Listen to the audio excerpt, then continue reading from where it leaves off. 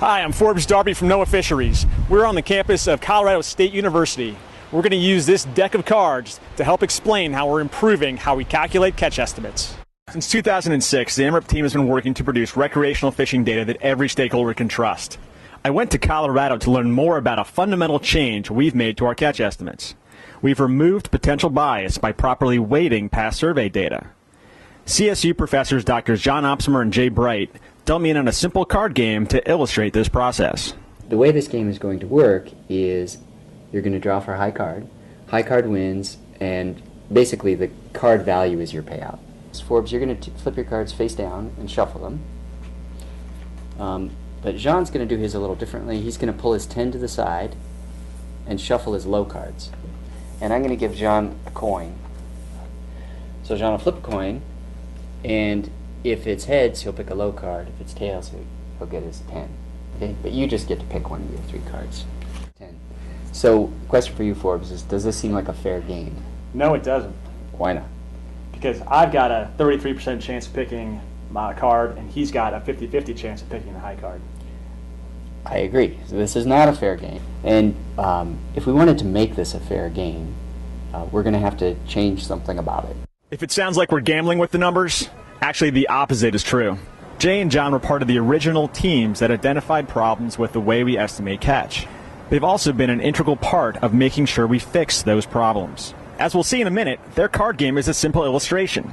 It shows the complex series of steps we've taken to make our estimates more accurate. The National Research Council panel that reviewed our recreational survey designs determined that there was a mismatch between the way we collect data from anglers and the way we use that data to estimate angler catch. Their findings became the roadmap for us to use to rebuild our surveys and correct the problems. It's a very diverse, spatially dispersed, temporally dispersed, complex population. People fish in all kinds of modes. They fish at all times of the year. They're all over the place. So it's just hard to draw a representative sample of recreational anglers. In order to do the survey economically and to get a lot of information for the dollar spent, in our sampling we actually gave fishing trips that occurred at high activity sites a higher probability of being included in our sample. So it was a very complex design that was not reflected in the estimation. The estimation did not account for any of this. And so therefore there's a potential for bias if you do that. For example, there are assumptions about angler catch rates being pretty much the same at different sites, or that levels of activity are pretty much the same over the course of a day. Not all these assumptions are correct, and we've determined that some were wrong. The new methodology corrects those errors and results in catch estimates that are free of bias and accurate. Of course, in all this talk of weighting, estimation methods, statistics, and math, it's critical that we don't lose sight of the importance of why we're doing what we're doing. We're basically providing these estimates to both stock assessment scientists and fishery managers to help them do their job better. Good science makes for good fisheries management. And when we better understand what the fish populations are doing, we can set quotas and harvest limits in a sustainable way. The scientists have to understand what the methodology is so they're comfortable using the numbers. In the case of recreational fishery, you need the accurate data so that you can allocate fish to that sector and they have a fair opportunity to catch the fish that they're entitled to.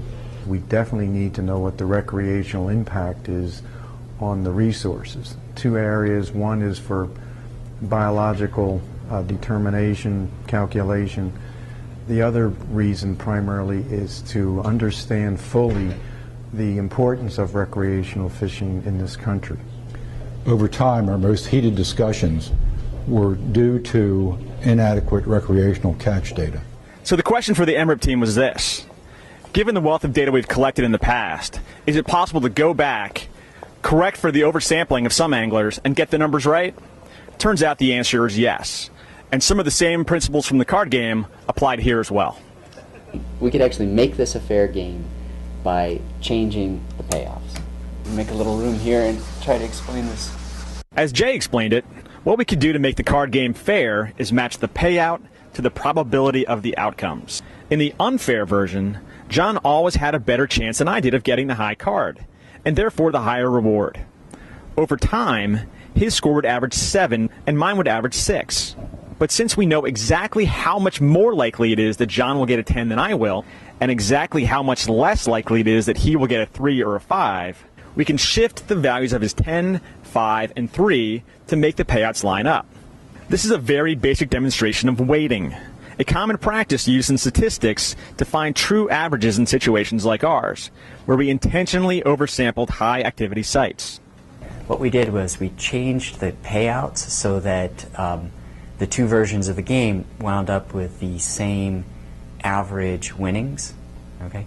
So that's analogous to what we do with estimation procedures. What we want to do is design procedures so that we know theoretically what their expected value will be.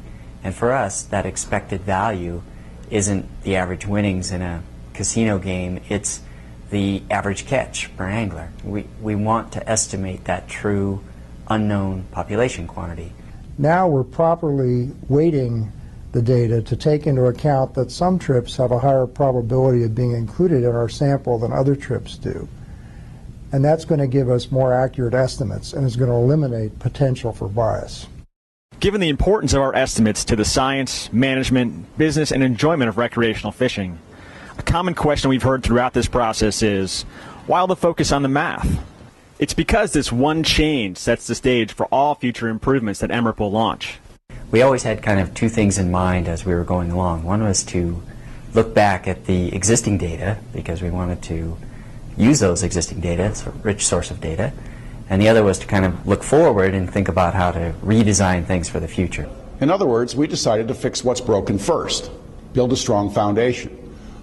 Once that was in place, then we have the basis to increase sample size, to increase our data collection in a variety of ways that meet our customers' needs. It was a deliberate decision at the beginning to not to move too quickly on developing this process, but take a very deliberate approach, step by step. Methodically go through and make those changes is necessary. It's frustrating. It's frustrating to the recreational fishermen, and we're not seeing a change immediately. And I would like to see that certainly happen as quickly as possible. But we recognize the need to do it right. One closing thought. In the back of people's minds, most folks have an idea what they think the right numbers should look like. The truth is, the new data might not match those preconceived notions. In fact, the new numbers may not be all that different from what we've already reported. They will, however, be more reliable. The numbers may go up, may go down, may remain the same, but the process that created them is now statistically rigorous. We can't evaluate the validity of our survey estimates based on many people's different expectations of what the numbers ought to look like. We have to evaluate our effectiveness based on the scientific integrity of the process we've used to develop the survey methods and our assurance that we're properly applying them. You're not going to look at an individual angler. You're going to look at a whole bunch of anglers that you then pool together. And so that's what makes this work in practice. It turns out you can sample very large populations with relatively small sample sizes and get representative samples and get good information. And there's a good chance that you, an angler, might fish your whole life and never be selected. That doesn't mean that the process is flawed. And my point is, let the numbers fall where they may. The important thing is get the best system in place, use that system, and continue it into the future. Measure of success that I use now is the same one that I've been using through my entire involvement with the MRIP program, and that is taking the scientific debate out of the council meetings. So the councils and the commissions and all the management organizations that rely on recreational fishing survey information are not debating the adequacy of that information. They are using that information to discuss allocation issues and other management issues. So the information that goes to them based on the MRIP program is already considered and accepted to be the best available information from the science side.